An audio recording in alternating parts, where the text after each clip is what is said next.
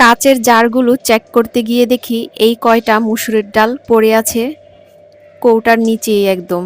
তো ভাবলাম এইটা দিয়ে কি ডাল রান্না করব, একটু চড়চড়ি করি, তবে একটু ব্যতিক্রম। এভাবে করে দেখতে পারো, ভীষণ মজা লাগে। আমি আরও একবার করেছিলাম, আর এই নিয়ে দ্বিতীয়বার, তো আমার ভালোই লেগেছে। তো ভাবলাম এইবার যখন করছি তোমাদের সাথে রেসিপিটা শেয়ার করি।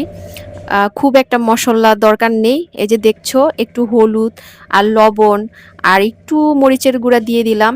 আর এক মুঠো পুঁই শাক ছিল, আমার ছাদ থেকে নিয়ে আসলাম। ছাদে পুঁই শাকের ডাঁটা দিয়ে, যে পুঁই শাক কিনে আনার পরে যে ডাঁটিগুলো আমরা ফেলে দেই, ওইগুলোই আমি টবে পুঁতে রেখেছিলাম। তার থেকে কিন্তু কি সুন্দর একটু পুঁই শাক হয়েছে।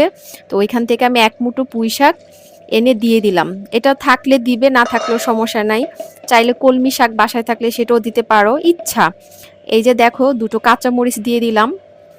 এখন আমি গ্যাসটাকে অন করে দিব।